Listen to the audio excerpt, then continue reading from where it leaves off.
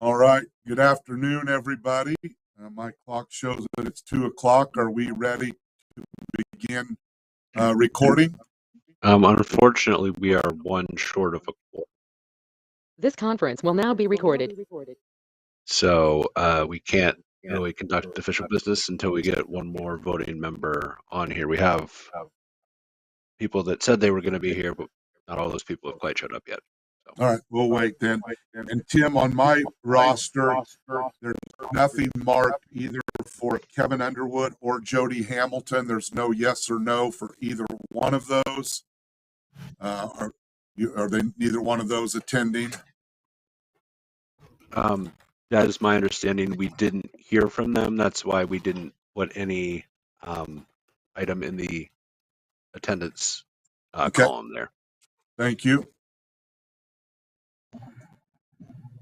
Well, Kevin's no longer on the council, so he should no longer be on the list at all. Right. We need to add the new council president. I believe they should have elected one by now. And that is Jody. Oh, Jody's the new council president? Yes. Okay, thank you. We'll get that updated. I can't hear. Dave, could you guys come up with a proxy too then for Jody? So we've got her and a proxy, please. I will talk to Jody about it, and then she can pick out somebody. Okay, thank you. I do see that we have Kathy Parker that has joined us, but I'm not sure. It sounded like she was having some audio issues. So if we can get her online, then we would have 6. So hopefully she can get those sorted out.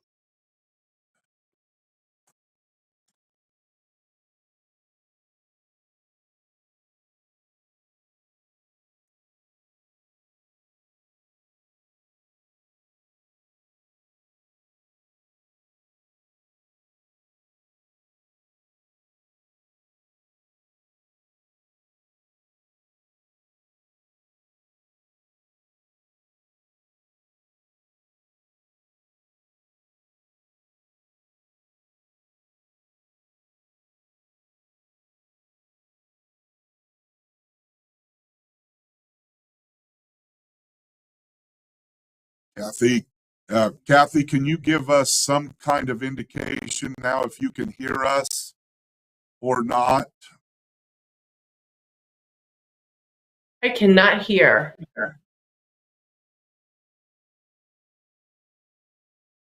Okay, is anyone else having trouble hearing? I hear you just fine. Okay. I can hear. I'm good over here. Kathy, could you log off and try to log back on and check the settings for the computer audio? Maybe give it another try. I guess This conference is no longer being recorded.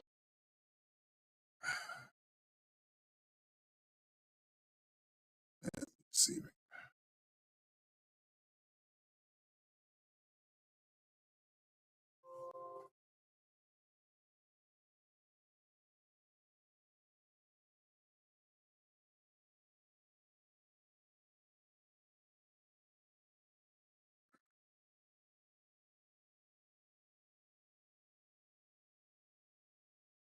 Tim, could you somehow get a message to Kathy, either through this or by text if you have her number, to see if she can try to relog in? Yeah, I can give that a shot. We did get Scott Chandler from NDOT, so we are at least up to a quorum. So that's a positive. But let's see if we can get Kathy. I can hear again. Okay. Yeah, I can hear you at least, Kathy. Can other people hear Kathy? Mary, can you hear Kathy? Yeah, I can hear her. I had to click a different button. Okay. All right. So we do have a quorum then. We do have everybody that indicated they would show up beforehand here. So we should be ready to go whenever you're ready to start the meeting, Mayor. And Michael, you can go ahead and start the recording. This conference will now be recorded. Great. Thank you, everyone. Let's go ahead and call the meeting to order of the MPO Policy Board for this Thursday, February the 13th, 2025. And the first item on the agenda is to call the roll to confirm the quorum. Let's see. David Byers, Here. Gary Schroeder, Here. Steve Snyder, Present. Kathy Parker, Here. Julie Ginn, Here. Scott Chandler. Here. We have confirmed a quorum. Thank you, everyone. The next item on the agenda is the approval of the minutes from the previous meeting. Those have been communicated to you in your packet. I hope you've had a chance to look through those, and I would entertain a motion for approval. So move. Do I have a second? Second by Gary. Thank you, Gary. We have a motion and a second. Any further discussion or changes? Hearing none, we'll conduct a roll call vote. David Byers, Yes. Gary Schroeder, Aye. Steve Snyder, Aye. Kathy Parker, Aye. Julie Ginn, Aye. Scott Chandler. Aye. The minutes are approved. Thank you. The next item on the agenda is the administrative modifications of the 2024-2028 Transportation Improvement Program. We have item A and item B, and Doug will be handling both of those.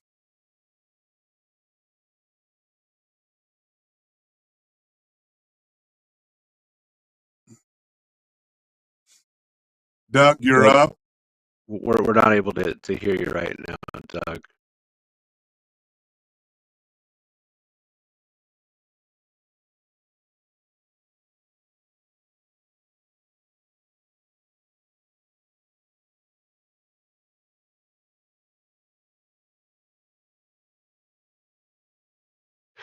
Okay, Doug is having some audio issues. I guess it's just one of those meetings, so I'm going to fill in for him. Hopefully he can join us to answer any questions we might have, but otherwise I'm pinch hitting for him. So we do have kind of two administrative modifications here. So this first one that we're showing on the screen is for a funding swap that we did with the South Bend MPO. So we are loaning them a portion of our federal funds for fiscal year 25 to be repaid in fiscal year 29. And the letter that's on screen details how those funds are going to be spent in the future. And we did update our TIP document. We updated the current document as well as that will be shown in the draft TIP, which is still in process. So it will be in both documents. So that's the first one. The second one was for a switching the construction years for the emergency vehicle preemption project. The city of Lafayette is listed as the lead agency for that, but it is cooperative between Lafayette and West Lafayette. So we were going to have Lafayette done first and then West Lafayette done second, but we're switching those so that the numbers work out a little better with the rest of the projects. So both cities are still going to get signal preemption. We're just doing West Lafayette first now instead of Lafayette first. And that's purely due to how much the cost would be and how we can get the best use out of our funds. So those are the two administrative modifications. We don't need to vote or anything on those. We just want to inform you. I'm seeing Doug on. Doug, do you want to go ahead and see if your audio is working? Is it on now? Yep, I can hear you. Okay. Wow. Okay, I'll hand it off back to Doug. So if there's any questions, you can go ahead and ask him. Does anybody have any questions for Doug or Tim? As they said, and I'll reiterate, I met with our fire chief. The way the money's coming in for the grant, there's less money the first year, and West Lafayette has a significant less number of traffic signals than the city of Lafayette has, so it makes sense to do theirs first with that amount of money and then do ours second when the larger piece comes through. So again, that was a cooperative decision between the two cities and the two fire departments. All right, hearing no questions, as Doug said, and Tim, we don't need to take a vote on that. So we'll go down now to the APC progress report, the MPO update. And the first up is Tim with the MPO certification review. Yes, so this is something that's kind of an FYI for everyone. Every 4 years, we are essentially audited as to whether or not we are following the appropriate federal processes with how we conduct our planning work and how we produce our planning documents. So that audit will be taking place on Friday, the 21st. It will be in the Tippecanoe room starting at 9 a.m. It is open to anyone who would like to attend. Just in the interest of being transparent, it is an audit, so it is a pretty technical type of meeting. So it's pretty in the weeds. It may be something that I don't think would be of too much interest to people, but if anyone would like to come, you're welcome to. And we believe that we can show pretty well how we've met all of the requirements, so we anticipate a pretty positive outcome from that audit. Any questions on this?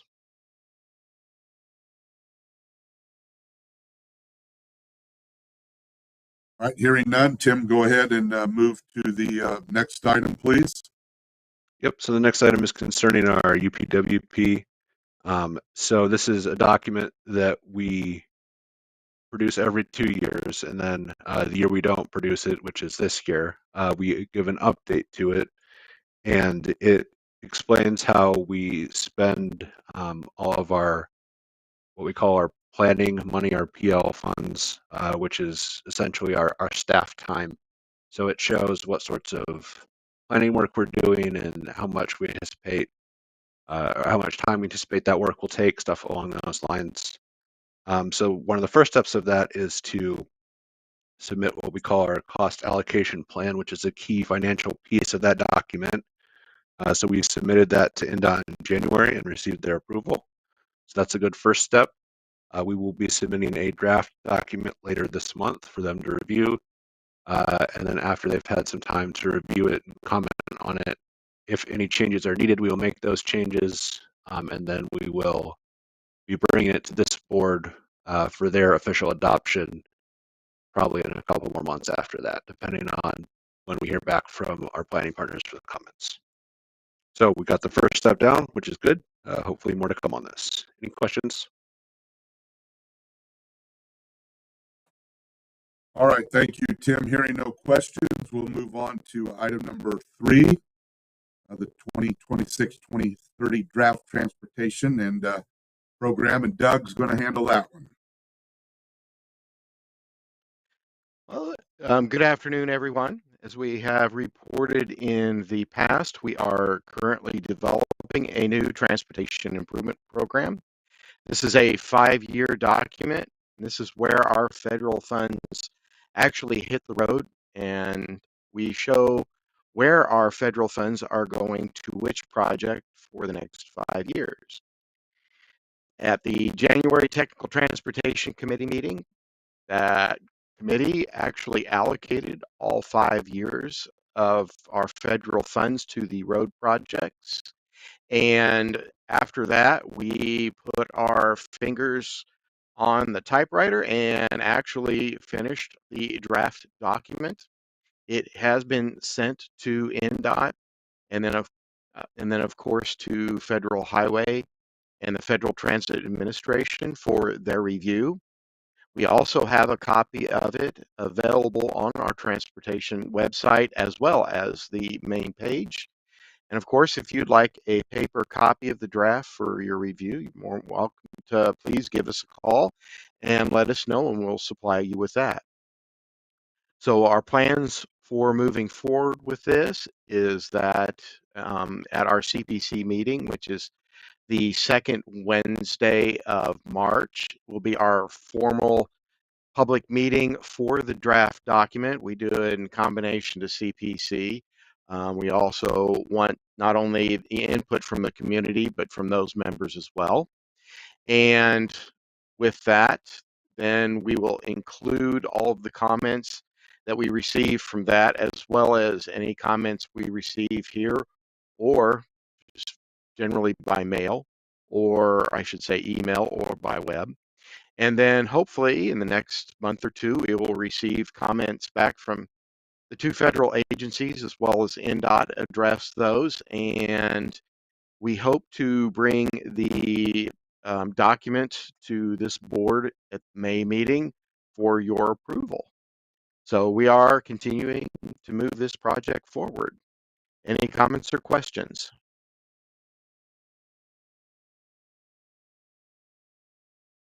All right, thank you, Doug. Hearing no comments or questions, we'll move on to federal funding obligation, item number 4.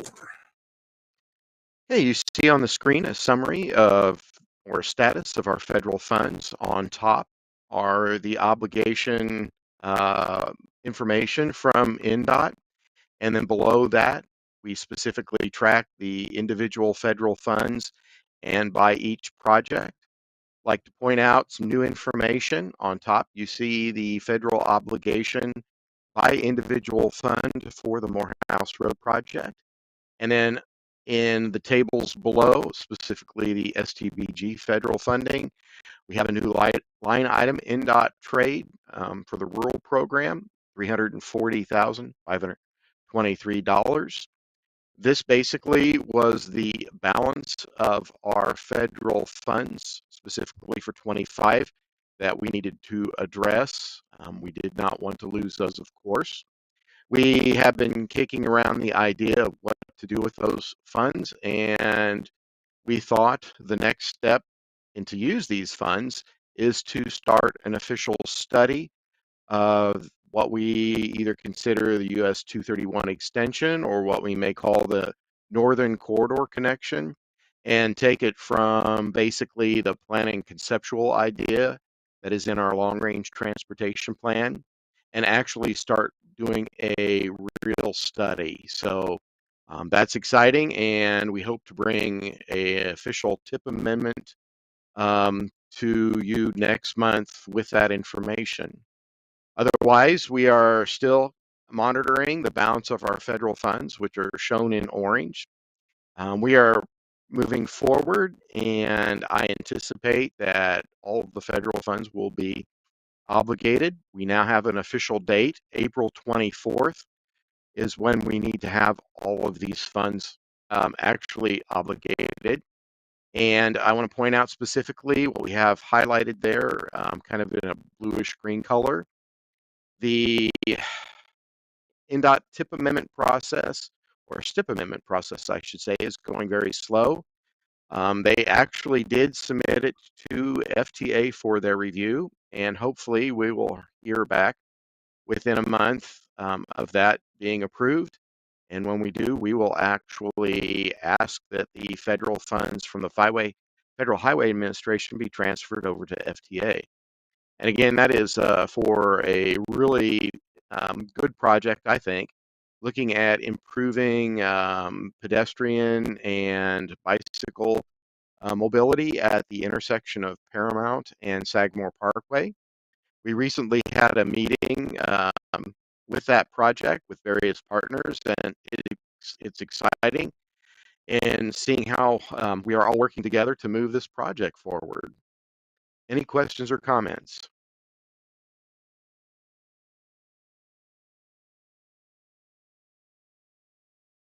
All right, hearing no questions or comments, thank you, Doug. If we'll move on to the NDOT 18-month letting list. Okay, I'll start first with the two bids that were in January, as you see on the screen. They were both various locations. The first one was traffic signal visibility improvements, and that, of course, was at various intersections within Tippecanoe County. There were 3 bids. It was awarded to Hawk Enterprise.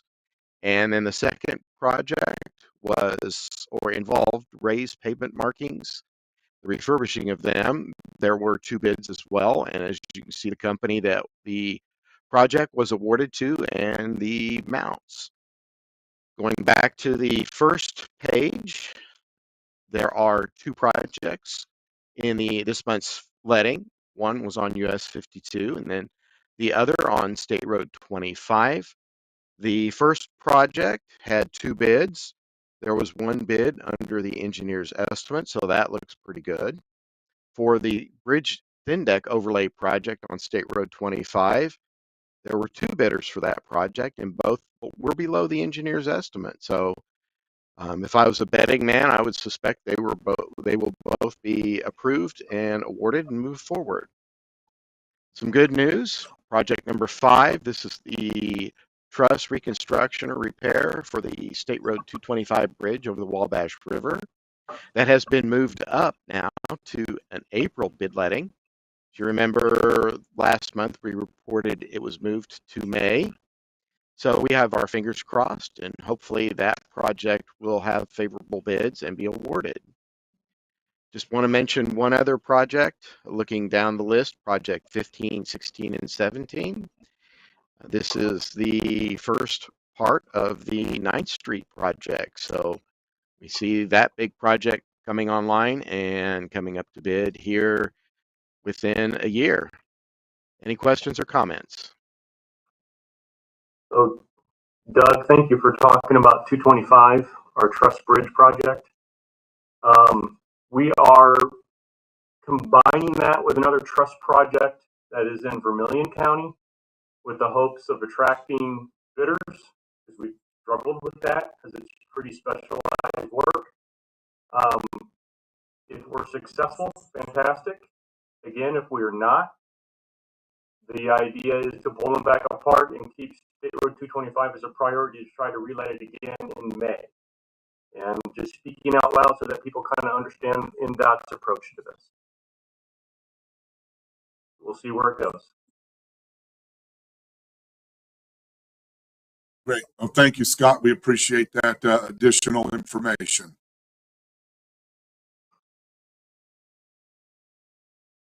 All right. Any other questions for Doug on the 18-month letting list? And Scott, did you have anything else from NDOT you wanted to share? No, I don't. Doug hit it really well. Okay. All right. Thank you. We'll then go into other business. I have nothing on the agenda, but any board members have any other business? Okay. Hearing none, we will go to citizen comment period.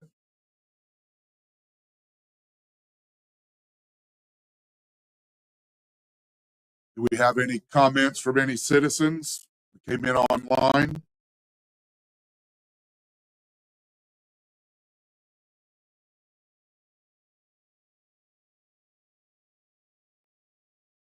I think Michael is keeping track of that, so I believe he's started our 1-minute countdown. So Okay, I think he'll let us know when right, thank you. Yep. I just want to make sure some had not come in during the meeting.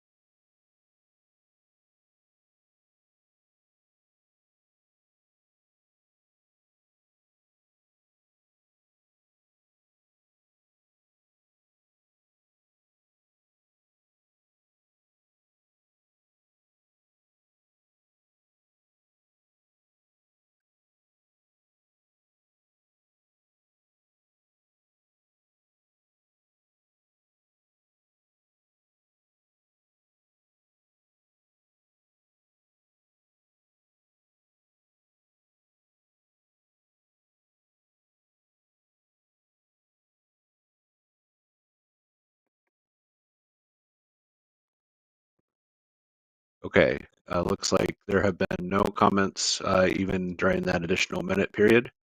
So we can go ahead and move forward with the agenda, Mayor. All right, thank you, Tim. Anything else to come before the board? Hearing none, I would entertain a motion for adjournment. I'll make that motion. Thank you, Steve.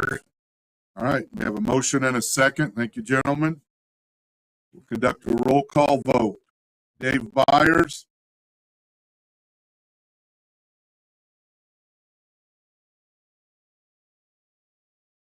It looked like you might have gotten off.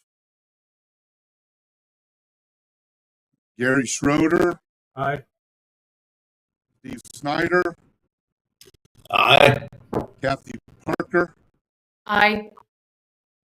Julie Gann. Aye. Scott Chandler. Aye. And Tony Rose-Worski, if that we need our sixth. Aye. All right, we're adjourned, everybody. Thank you. Thank you. Thank you. Recorded.